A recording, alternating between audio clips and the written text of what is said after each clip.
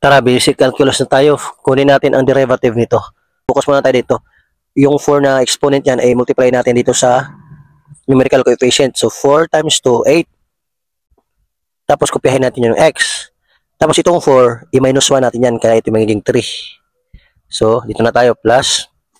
Ganun uli, itong exponent na 2, i-multiply natin doon sa 3. So 2 times 3, 6x. Tapos minus 1 natin yan. 2 minus 1 is 1. So, pwede natin hindi sulat. Minus, di ba may 1 dito? So, yan ay maging 1 times 5. So, 5.